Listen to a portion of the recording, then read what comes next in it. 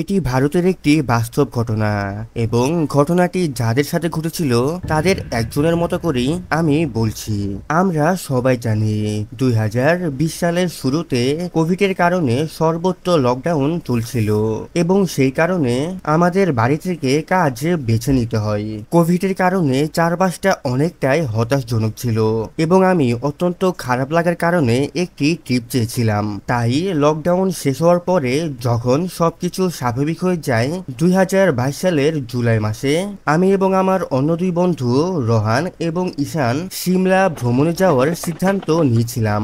আমরা অনেকদিন ধরে এই ট্রিপটি পরিকল্পনা করছিলাম, তাই অবশেষে যখন যেতে পারলাম আমরা খুবই এক্সাইটেড ছিলাম সিমলা থেকে দিল্লি যাওয়ার জন্য। 15 জুলাই সকালে আমরা রোহানের গাড়িতে সিমলা যাওয়ার উদ্দেশ্যে রওনা হলাম এবং আমাদের উত্তেজনারও সীমা ছিল না। কিন্তু আমরা যখন চণ্ডীগড় পার হতে যাচ্ছিলাম বোরহানের গাড়িটায় একটু সমস্যা দেখা দেয়। আমরা গাড়িটির প্রকৃত সমস্যা খুঁজে বের করার চেষ্টা করছিলাম।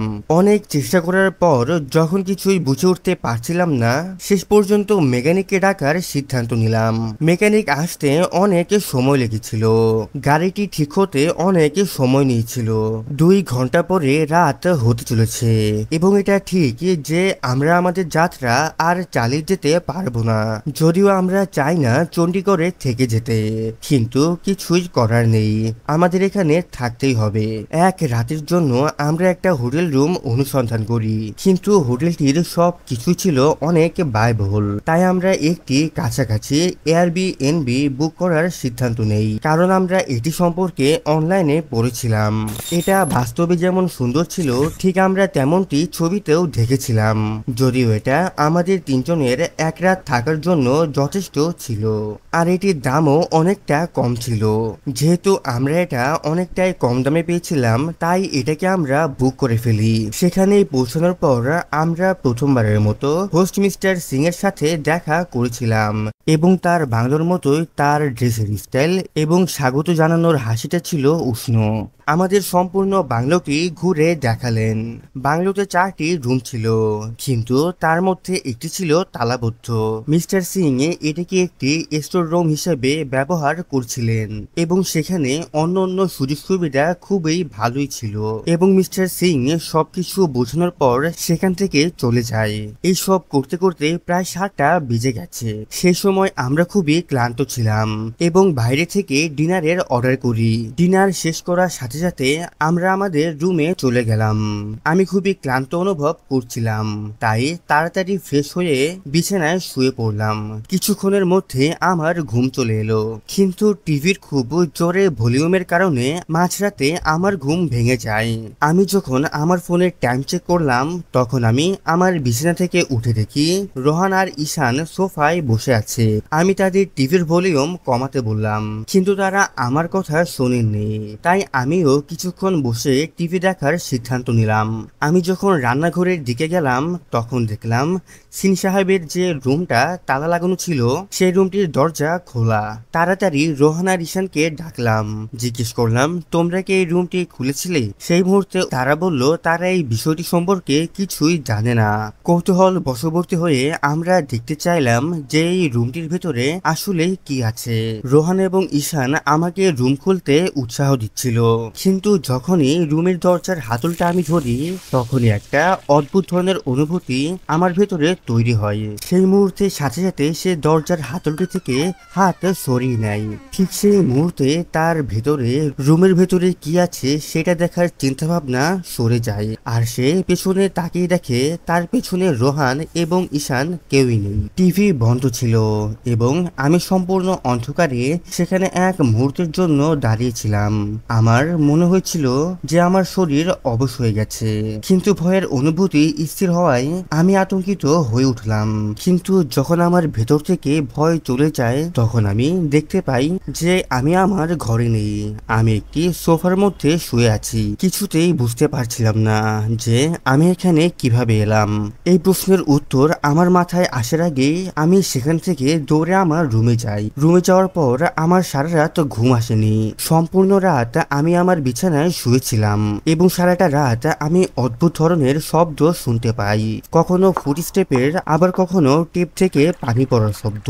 আমি শুধু অপেক্ষা করছিলাম যে সকাল হতে আমি এখান থেকে তাড়াতাড়ি চলে যাব।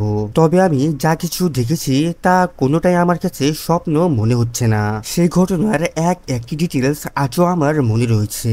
সেই সম্পূর্ণ রাত আমার একটু ঘুম আসেনি এবং সকাল হতে আমি আমার সবকিছু নিয়ে হলে চলে আসি। কিন্তু যখন রোহান এবং ঈশানকে রুম থেকে বের হতে দেখেছিলাম, তাদের চোখ এবং মুখ দেখেই বোঝা গিয়েছিল যে সারা রাত তাদেরও ঘুম হয়নি। সেই মুহূর্তে আমি বুঝতে পারলাম যে আমি একলা নই, বরং তাদের দুজনের সাথেও অদ্ভুত কিছু ঘটেছে। সেই মুহূর্তে রোহান বলে যে রাত 2টো বাজে। যখন সে ওয়াশরুমে যায় তখন বাইরে কিছু ফুটস্টেপের আওয়াজ শুনতে পায়, আর যেই মুহূর্তে সে বাথরুম থেকে বের হতে চাচ্ছিল ঠিক তখনই লক্ষ্য করলো যে বাথরুমের দরজা বাইরে থেকে লাগানো। রোহানের বাইরে থেকে কারো হাসার আওয়াজ শুনছিল। ঠিক তখন তার মনে হয় যে ঈশান এবং আমরা মজা করছিলাম তার সাথে।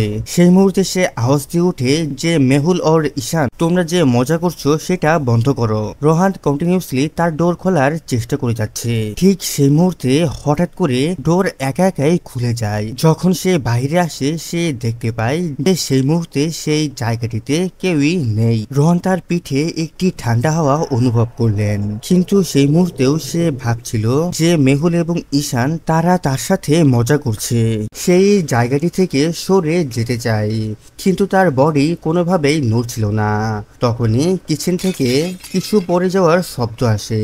রোহান তার রুমে চলে যায় এবং বেডে গিয়ে শুয়ে পড়ে। তখন সে রুমে গিয়ে ঠান্ডা অনুভব করছিল। সে এসি বন্ধ করে এবং নিজেকে কম্বল দিয়ে মুড়িয়ে নেয়। সে বুঝতে পারে যে কম্বল দিয়ে মোড়ানোর পরেও তার শীত লাগছে, কিন্তু এই শীত থামানোর কোনো নামই নিচ্ছে না। রোহান সম্পূর্ণ রাত দিন হওয়ার জন্য অপেক্ষা করে আর এভাবেই তার বিছানায় শুয়ে থাকে। আর ঈশান বলে রাত 2টা বাজে তার কোনো কিছুর আওয়াজে ঘুম ভাঙে, কারণ তার রুম ছিল মেন ডোরের সাথেই। এর জন্য তার ঘরের বাইরে কিছু ফুটস্টেপের আওয়াজ আসে। আওয়াজটি এমন ছিল যে দুজন লোক ঘরে এসেছে। পরবর্তীতে ঘরের মেন দরজা খোলার আওয়াজ পায় সে। ঈশান মনে করে যে মিস্টার সিং কোনো কারণে ঘরে এসেছে, কিন্তু তার সেই শব্দ সেখানেই শেষ হয়ে যায় যখন সে রুমের বাইরে একটি শব্দ শুনতে পায়। শব্দটি শুনতে ঠিক এরকম যে কেউ ঘরের ফার্নিচার টানছে। কিছু সময় পর সে অনেক জোরে টিভি চালানোর আওয়াজ শুনতে পায়। ঈশান তার বেড থেকে উঠতে চায়, কিন্তু তখন সে দেখে যে সে তার সম্পূর্ণ শরীর নাড়াতে পারছে না। তার শরীর মনে হয় প্যারালাইজ হয়ে গেছে। ঈশান বলে যখন সে উঠার চেষ্টা করে তখন তার কাছে আরো একটি লক খোলার আওয়াজ আসে। তখন সে বুঝতে পারলো যে ঘরের ভেতরেই কেউ ঘরের লক ওপেন করছে। কিছু সময়ের জন্য সবকিছু সাইলেন্ট হয়ে যায়, আর তার কিছু সময়ের পর ঈশান তার রুমের দরজায় নক করার আওয়াজ শুনতে পায় এবং ফাইনালি সে তার বডি মুভ করতে পারে, কিন্তু সে তার দরজা খুলে না। আরেকবার কেউ দরজা নক করে, তারপর সবকিছুই সাইলেন্ট হয়ে যায়। ঈশান 15 মিনিট ধরে অপেক্ষা করে, কিন্তু যখন এক পর্যায়ে কোনো শব্দ আসে না তারপর সে দরজা খুলে। সেখানে কেউই ছিল না, আর দেখে এমনটা মনে হচ্ছিল না যে ঘরে কেউ প্রবেশ করেছিল। ঈশান মনে করলো যে মোস্ট প্রবাবলি তার স্লিপ প্যারালাইসিস হয়েছিল। এর জন্য সে দ্বিতীয়বার আবারও শুতে যায়, কিন্তু হঠাৎ করে ঈশানের চোখ সেই রুমের মধ্যে যায়। সে দেখতে পায় যে রুমের দরজা সম্পূর্ণ খোলা, সম্পূর্ণ অন্ধকারে ঘেরা সেই রুমটির দিকে যখন ঈশান ঢুকে যে কারো সাথে তার আই কন্টাক্ট হয়, কিন্তু সেই জায়গাতে কেউ ছিল না। তাহলে এটা কিভাবে সম্ভব হলো যে সে কাউকে দেখেছিল? এসব প্রশ্নের উত্তর তার মাথায় আসতে আসতে সে তার রুমে চলে যায় এবং বিছানায় শুয়ে পড়ে। আর সারা রাত তার ঘুম হয় না। সবচেয়ে অদ্ভুত ব্যাপার হলো তারা তিনজনই রাত 2টোর সময় উঠেছিল, কিন্তু তারা কেউ কেন তাদেরকে দেখতে পায়নি। এই বিষয়গুলো ভাবতে ভাবতে তারা মিস্টার সিংকে ডাকে। সে 10 মিনিটের মধ্যে সেখানে আসে এবং তাকে জিজ্ঞেস করা হয় ওই রুমটিতে আসলে কি আছে। মিস্টার সিং এর মুখ কিছুটা অন্যরকম হয়ে যায়। তারপর তাকে ঘরের চাবিটি দিয়ে তারা চলে আসে। মিস্টার সিংকে দেখে তাদের এমনটা মনে হয় যে সে তাদের সাথে কি ঘটেছে সে সম্পর্কে জানে। আরেকটি বিষয় হলো ঘর নেওয়ার সময় মিস্টার সিং খুব হাসি মুখে স্বাগত জানিয়ে ঘরটি দিয়েছিলেন এবং স্বাভাবিকভাবে বলেছিলেন যে সেটা স্টোর রুম। পরে যদিও একই কথাই বলে, কিন্তু তার চেহারায় পরিবর্তন কেন? সেই প্রশ্নের উত্তর আজও তাদের অজানা।